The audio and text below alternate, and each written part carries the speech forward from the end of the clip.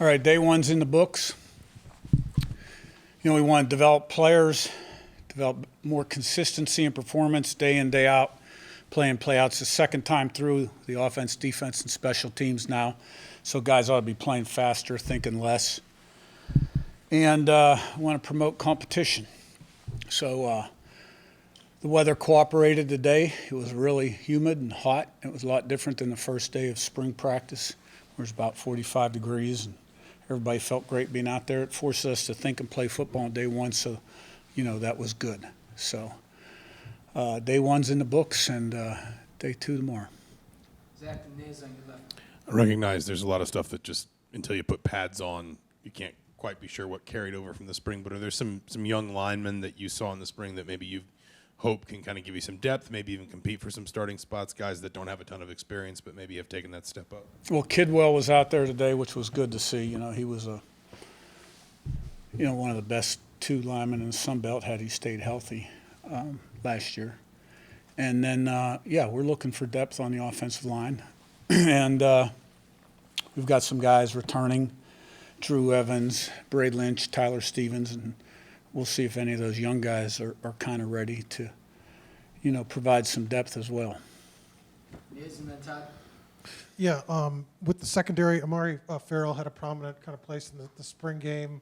Where does he kind of fit into things? And one of the few freshmen from last year's team that got some playing time. What do you like about him? Yeah, we thought he had a solid spring. We think he's got a really good future, expecting big things from him. And looks like he's picked up where he left off.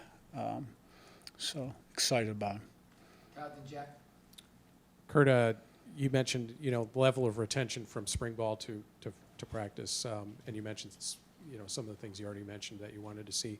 Anything just in general else that you want to see in terms of retention level from what you taught in the spring to today, and what did you see in that regard?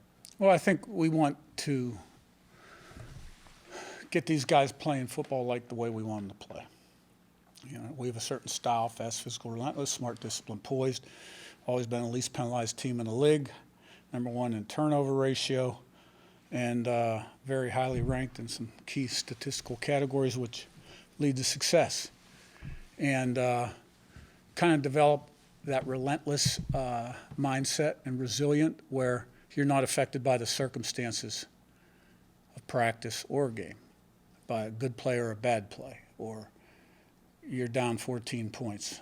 In the second quarter, you're not affected, or up 14 points. It's like our first conference game at JMU. We went to the Sun Belt. We play App year. They beat A&M about a week or two later. They're perennial champs. We're down 28-3 down there. Nobody flinched. Came away with the win. 2-3 weeks later, happened again.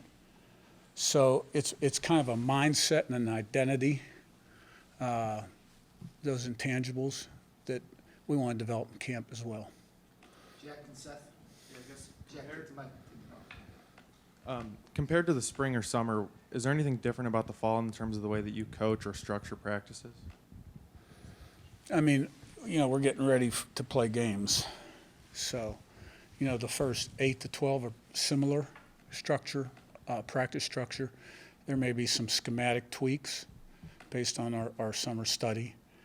And then as we get closer to the opponent, there is some game-specific type things. Seth on your right to Jeff. Yeah, one of the guys you picked up in spring, Sedarius Doss, had a lot of success at the FCS level.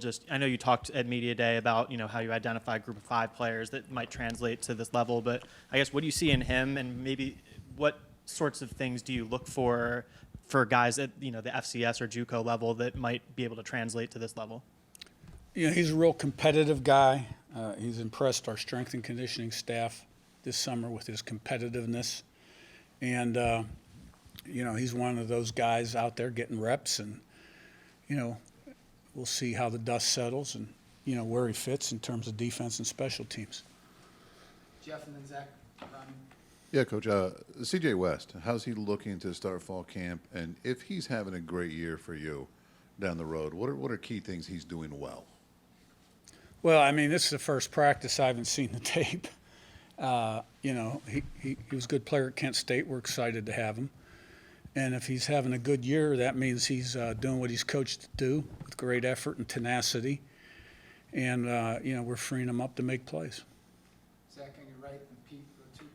You've mentioned you're looking for guys in the receiver room to kind of separate themselves from the rest of the pack. What in fall camp are you looking for specifically from a handful of guys to really separate themselves from the rest?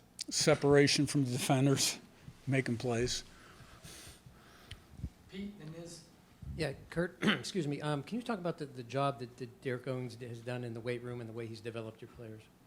Yeah, he's a guy I have a lot of trust in. He's got a lot of knowledge. He's got great work ethic, fully committed. He's always working to improve. The players like what he does. They respect him. And but the big takeaway today is, you can't replicate football. No matter what you do in the summer, football is just a set of different movements. A lot of start, stop, and then you throw the heat in there. And it was a real test and challenge. So we've got to get into football shape now. We took off weight, we put on good weight, we got stronger, quicker, faster, cut down on body fat, all that good stuff. Now we got to get in football shape. Niz, last one. Yeah, you mentioned at Big Ten Media Days you had gone back and obviously watched off spring camp and all the cut-ups, and Rourke really impressed you. Was there any other things that stood out when you sort of rewatched everything from spring into kind of a big picture view about specific players or anything that kind of you noticed from kind of rewatching it and diving into the film? No, I think because what happens is you end spring and you jump right into recruiting, and then you get the staff back, mid-July, late July, before camp, and it gives you another perspective of what happened in the spring. It's a great evaluation tool, and I think we all learn a lot from it.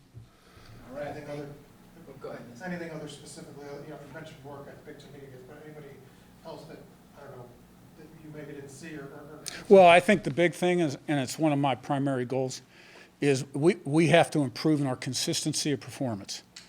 Play in, play out, rep in, rep out, day in, day out, week in, week out. Getting 11 guys doing what they're supposed to do at a high level every single play.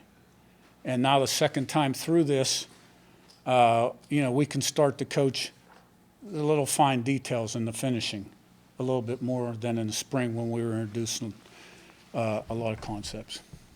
All right, thank you guys.